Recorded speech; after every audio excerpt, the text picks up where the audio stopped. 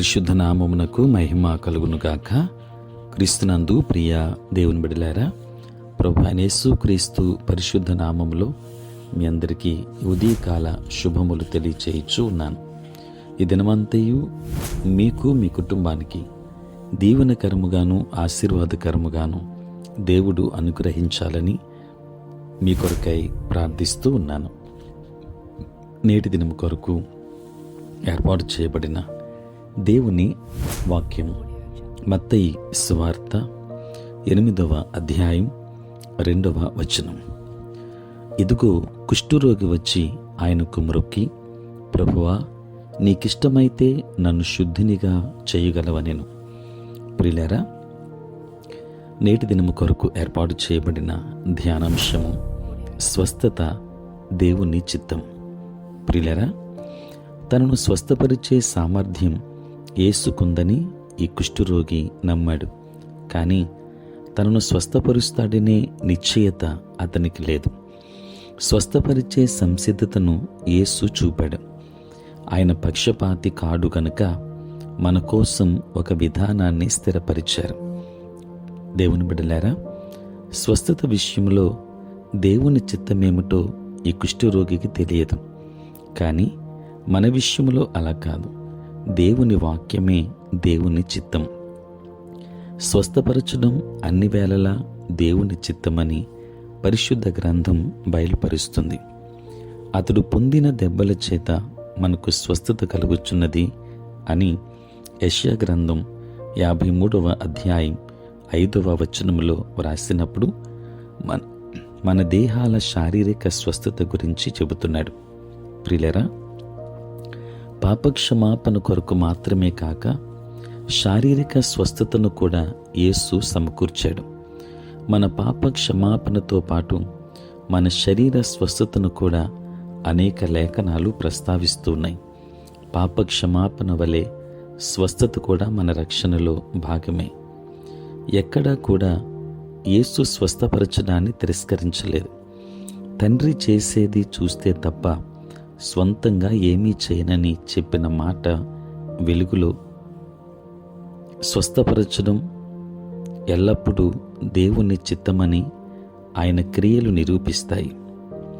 యేసు మన కొరకు కొన్ని విషయాలను అనుభవించాడు కనుక మనం వాటిని అనుభవించకూడదు. మన పాపములకు మూల్యం చెల్లించకుండానట్లు ఆయన వాటి కోసం మరణించాడు. రోమాపత్రిక 6వ అధ్యాయం 2వ వచనం. మనం ఆరోగ్యంతో ఉండాలని ఆయన మన రోగాలను వ్యాధులను భరించాడు. ప్రియులారా, మనం ధనవంతులం కావాలని ఆయన బీదవానిగా మారాడు. కొరింథీయులకు రాసిన 2వ పత్రిక 8వ అధ్యాయం 9వ వచనం. ఒకవేళ నీకోసం ఇదంతా యేసు చేస్తే నీ ముందు గొప్ప జీవితం ఉంది. ఈనాడు నీకోసం సమకూర్చిన సమస్తములో నడవడానికి ఆయన నీకోసం ప్రతి సమకూర్పును ఏర్పాటు చేశాడు. వాటిని ఒక్క నిమిషము కూడా విస్మరించొద్దు. దేవుని చేతిలో మనం ఉన్నప్పుడు, దేవుని యందు విశ్వాసం వచ్చినప్పుడు దేవుని ద్వారా సమస్త కార్యాలు నీ జీవితంలో జరుగుతాయి. దేవుడు మిమ్మల్ని, మీ కుటుంబాన్ని దీవించునుగాక. ఆమేన్. ప్రార్థన. పరిశుద్ధుడైన తండ్రి, ప్రేమ కలిగిన ప్రభువా, మీ పరిశుద్ధ నామమునకే స్తోత్రాలు. రాత్రంతయు కాపాడి సంరక్షించి సుఖనిద్రను మాకు దయచేసి మా జీవితంలో మరి యొక్క నూతన దినాన్ని మేము చూడగలిగే భాగ్యాన్ని మీరు మాకు ఇచ్చినందులకే స్తోత్రాలు. ఈ దినమంతా కూడా మీ సన్నిధి మాతో ఉంచండి నాయన. మీ ప్రసన్నత మాకు దయచేయండి. మా ప్రతి బలహీనతను విడుదలనివ్వండి. నేటి మా పనులలో, ప్రయాణములలో, పరిచర్యలో మీరే తోడుగా ఉండండి. దినదీవెనల చేత మమ్ములను నింపండి ప్రభువా, నీకు స్తోత్రాలు. దేవా, అనారోగ్యంతో ఉన్న వారికి ఆరోగ్యాన్ని ఇవ్వండి.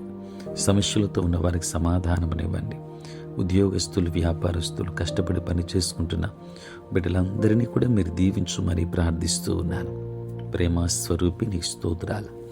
దేవా, మీకే వందనాలు నాయన. పుట్టినరోజు, పెళ్లి రోజు జరుపుకొనిచ్చిన బిడ్డలను దీవించండి. నూతన ఆశీర్వాదములు మెండుగా వారికి దయచేయండి. ప్రత్యేకించి ఈరోజు ఎగ్జామ్స్ రాస్తున్న బిడ్డల కొరకై నీ సన్నిధిలో ప్రార్థన చేస్తున్నాను. బిడ్డలను దీవించండి. వారికి కావలసిన శక్తిని, జ్ఞానమును, వివేచన, జ్ఞాపక శక్తిని మీరు దయచేయండి. మీరే తోడై ఉండండి తండ్రి. ప్రతిదినము ఈ ప్రాతకాలపు ఆరాధన ధ్యానములలో ఏకీభవించుచున్న ప్రతి ఒక్కరి మీద నీ కృపాహస్తం నుంచుమని దిన దీవెనలతో నింపండి. నీ పరిచర్య చేయుచున్న ప్రతి సేవకుని దీవించండి. నీ పరలోకపు ఆశీర్వాదములు మెండుగా కురుమరించుమని యేసు నామములో ప్రార్థించి వేడుకొనిచున్నాము తండ్రి. ఆమేన్. తండ్రి, కుమార, పరిశుద్ధాత్మ త్రియేక దేవుని దీవెన సదా మీకును మీ కుటుంబానికి తోడై ఉండును గాక. ఆమేన్.